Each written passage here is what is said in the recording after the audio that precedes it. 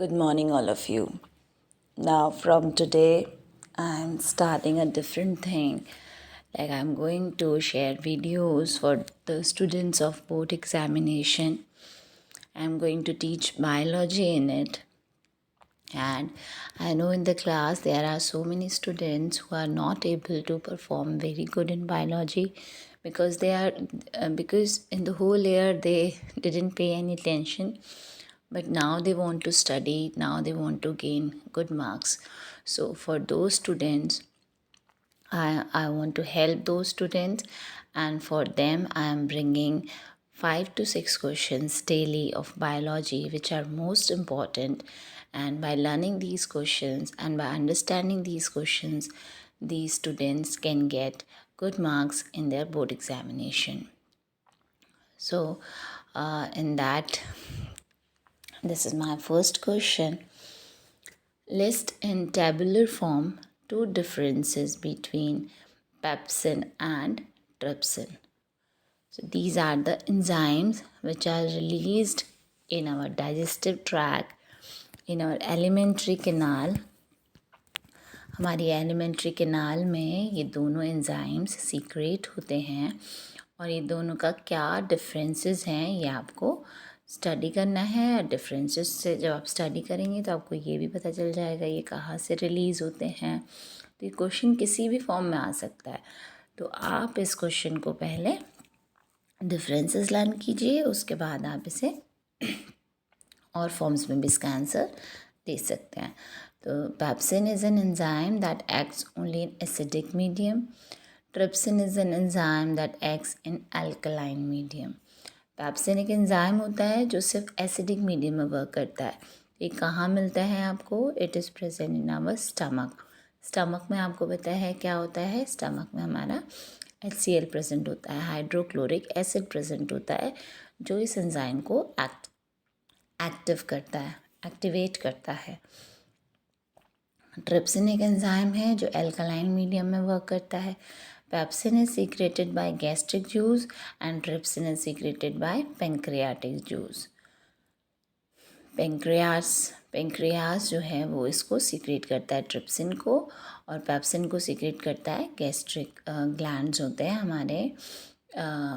हमारे स्टमक में. Gastric glands present होते हैं, वो पेप्सिन को सीक्रेट करते हैं. Pepsin is secreted in the stomach में सीक्रेट होता है, और ट्रिप्सिन स्मॉल इंटेस्टाइन में सीक्रेट होता है. Pepsin is situated in gastric glands and trypsin is situated in pancreas. तो these points are लगभग similar हैं. आप इन्हें अगर points में लिखेंगे then you will get the marks. Okay आप इसे टेबुलर फॉर्म में बनाएंगे और उसमें आप ये चारों पॉइंट मेंशन करेंगे, और then you will get good marks in it. ठीक है. So first question you understand now. Second question. List 4 precautions in proper sequence which we observe while preparing the temporary mount of a leaf peel. ऐसे practical questions आपके exams में आते हैं जो based on your understanding होते हैं. Mostly ऐसे questions आपको मिलेंगे एग्ज़ाम में कि 4 प्रिकॉशंस बताइए जब आप एक टेम्प्रेरी माउंट बनाते हैं, एक स्लाइड बनाते हैं लीफ पील का, उसमें क्या आपको ध्यान रखना पड़ता है.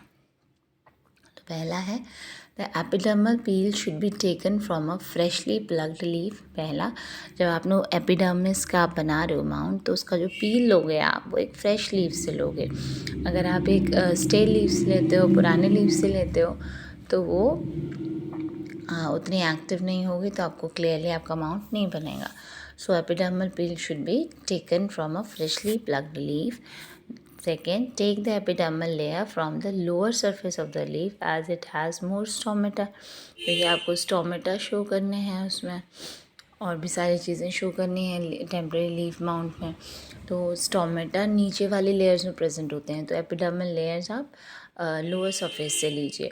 Always use a clean glass slide. जो ग्लास स्लाइड लेंगे that should be very clean. Okay. So 3 precautions we have to take. First, the peel should be taken from a fresh leaf. The peel should be taken from the lower side of the lower surface of the leaf, and then the glass slide in which we are making the mount should be clean. Okay. So this is our second question. These all are previously come. These all questions have previously come in CBSE board examinations, and I'm giving you best answers. I have searched and giving you best answers which you can learn as it is and write them in your examination, and you will get good marks in it. Third question. In experiment of preparing a temporary mount of a leaf peel to observe stomata, we use two liquids other than water.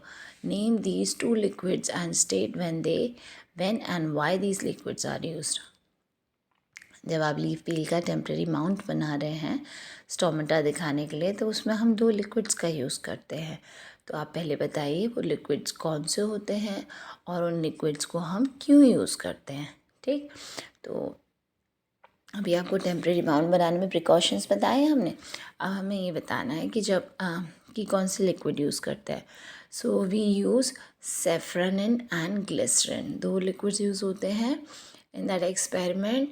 We saffron and glycerin. saffron जो use होता है किस लिए use होता है? To stain the leaf peel placed inside the watch glass with water. जहाँ आपने वो लीफ पील रखी है वहाँ पे वॉच ग्लास में वाटर के साथ, तो उसमें स्टेनिंग करने के लिए, क्योंकि वाटर फिर वो एक जैसे ट्रांसपेरेंट दिखेंगे तो आपको पता ही नहीं चलेगा कि क्या दिख रहा है क्या नहीं दिख रहा. So to stain the leaf peel, उसमें स्टेनिंग कलर डाल देते हैं हम. तो सेफ्रनिन जो है वो उसे स्टेन करता है, कलरफुल बनाता है. Is use to stain the leaf peel placed inside a watch glass with water. Next, glycerin. Glycerin is used to oil the surface so that stomata of the leaf can be clearly visible. Glycerin वहाँ पे oiling हो जाती है ताकि कोई air trap ना हो बीच में और उससे आपको दिखेगा नहीं. तो glycerin is use to oil the surface, make the surface very smooth so the stomata जो है लीफ के वो आपको क्लियरली विजिबल हो. In place of safranin any other staining agent can also भी यूज. सेफ्रनिन की जगह कोई और स्टेनिंग एजेंट भी जिससे आपका कलर आए उसमें, वो आप यूज़ कर सकते हैं. इसका जो पर्पस होता है वो स्टोमेटा को क्लियरली डिस्टिंग्विश करना होता है. यहाँ पे लिखा ना why these liquids are use. So these liquids are use to distinguish the stomata clearly.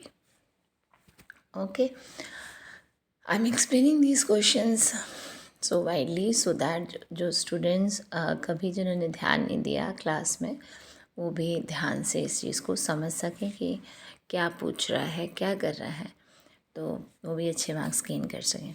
Question fourth. A student has set up an apparatus to show that CO2 is release during respiration. हम लोग respiration करते हैं, respiration में CO2 gas हम निकालते हैं अपनी body से. आफ्टर अबाउट 1 hour उसने एक एक्सपेरिमेंट शो सेट करा जिसमें वो दिखाना चाहता है कि रेस्पिरेशन में CO2 रिलीज़ होती है. लेकिन 1 घंटे के बाद उसने देखा कि उसमें कोई चेंज ही नहीं हो रहा है वाटर लेवल में. He observe no change in the water level in the delivery tube. So 2 reasons बताने हैं कि उसका एक्सपेरिमेंट फेल क्यों हो गया. सो 2 रीजंस बताने हैं. I am giving 3. The first is conical flask is not air tight. अगर कॉनिकल फ्लास्क में जिसमें से आप दिखा रहे हो CO2 निकल रही है, अगर उसमें वो एयर टाइट नहीं होगा तो उसमें और बाहर से ऑक्सीजन एयर आ जाएगी, तो वो भी आपका एक्सपेरिमेंट फेल कर देगी. So first, conical flask is not air tight. Second, freshly prepared solution of KOH not used. KOH का अगर आपने पहले का बनाया हुआ सॉल्यूशन यूज़ किया होगा उसमें तो भी आपका शो नहीं करेगा, वो तो भी एक्सपेरिमेंट फेल हो जाएगा. तीसरा, जर्मिनेटिंग सीड्स में भी ड्राई. अब जो सीड्स ड्राई हो, जर्मिनेटिंग सीड्स जो हैं उसमें वो ड्राई होंगे. जर्मिनेटिंग सीड्स अगर ड्राई हैं तो वो जर्मिनेट ही नहीं होंगी, तो कुछ रिलीज़ ही नहीं होगी ऑक्सीजन. ठीक है, तो ये 3 जो है पॉइंट्स हैं आपको ये लर्न करने हैं. Next, explain the way in which glucose is broke down in the absence or shortage of oxygen. This experiment is very, इसमें आपका ऐसे भी आता है कि explain the complete pathway of oxygen breakdown. Oxygen का जो ब्रेक डाउन होता है तो पूरा कंप्लीट पाथवे आपको शो करना है. यहाँ पे आपसे पूछा है शॉर्टेज ऑफ ऑक्सीजन में क्या होता है, तो आप इसमें मैंने आपको पूरा आंसर दे दिया है। अगर आपके मार्क्स के बेसिस पे आपको एक्सप्लेनेशन लिखना है, अगर ये 5 मार्क्स में आता है तो आपको ये पूरा एक्सप्लेनेशन लिखना है। अगर ये 2 मार्क्स में आता है तो आपको सिर्फ एब्सेंस ऑफ में शो करना है, ठीक है। हमें क्या दिया है, glucose can be broken down in 2 ways, in the absence of oxygen और इन एनारोबिक। यहाँ पे एनारोबिक कंडीशन में एब्सेंस में 2 तरीके से टूटता है, ठीक है, ये हमने शो कर दिया। पहला क्या है, सबसे पहला स्टेप क्या होता है, जो ग्लूकोज है वो पायरूवेट में टूटता है। साइटोप्लाज्म, सेल का साइटोप्लाज्म होता है। Cell, this is a cell, okay, this is nucleus and this all liquid is cytoplasm.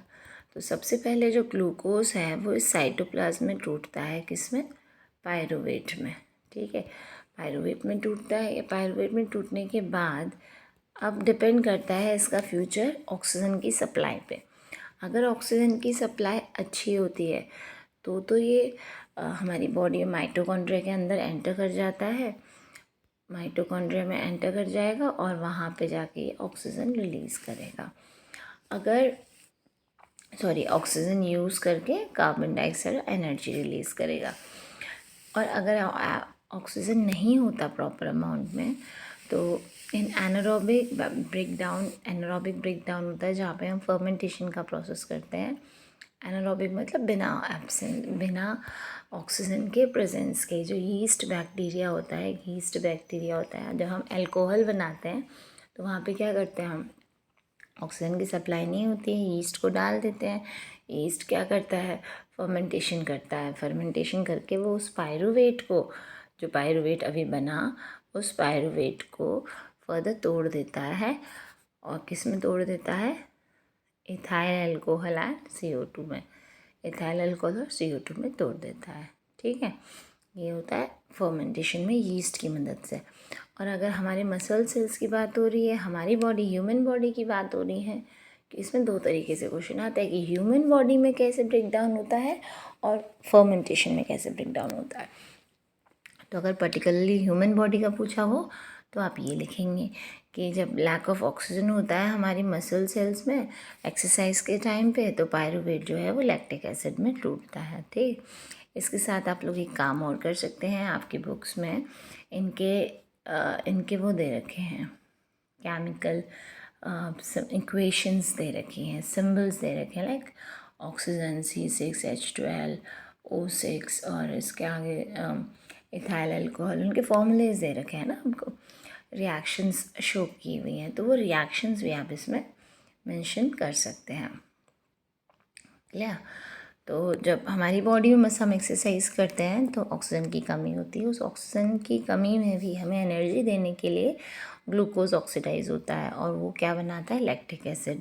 और ये लैक्टिक एसिड हमारे मसल्स में डिपॉजिट हो जाता है और उसके बाद वो क्रैम्प्स क्रिएट करता है, आपको नेक्स्ट डे आपके मसल्स में पेन होने लगता है।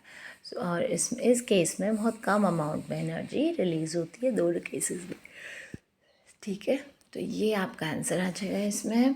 और इसमें आप ये पाथवे भी शो कर सकते हैं कि ये वाला पाथवे आपके बुक में बना हुआ है। ये साइटोप्लाज्म में ग्लूकोज पायरूवेट में टूटता है, यीस्ट के केस में वो इथेनॉल और कार्बन डाइऑक्साइड में बन जाता है। ऑक्सीजन की कमी में हमारी मसल्स में वो लैक्टिक एसिड एनर्जी में बदल जाता है और जब ज़्यादा ऑक्सीजन होता है तो माइटोकॉन्ड्रिया में जाके वो कार्बन डाइऑक्साइड और बहुत सारी एनर्जी, लगभग 36 ATP एनर्जी वो रिलीज़ करता है, ठीक है। So these are the 5 questions which I am discussing today for your help, and have a look on these questions carefully. Take the screenshot and learn these questions very nicely. Write all these answers in a notebook. Make a proper notebook now, because I am going to give you daily these notes. These are become your notes. Also learn these questions, write them in some copy, write them 2 or 3 times. आप ये 5 या 6 questions भी अगर daily bio के learn कर लेंगे by heart, तो trust me, आपके टेस्ट में आपके अच्छे मार्क्स आने से कोई नहीं रोक सकता। विद एक्सप्लेनेशन, मैंने आपको समझा भी दिया है। अगर इनमें से आपके MCQ भी आ जाते हैं या रीजनिंग असर्शन के क्वेश्चंस भी आते हैं, तो आप इस अंडरस्टैंडिंग के बेसिस पे उन्हें भी कर लेंगे। ठीक है, so thanks for today now. Please like, share and subscribe my channel. I hope I keep on helping you like this, and please give a good result in board examination. Thank you so much, all of you.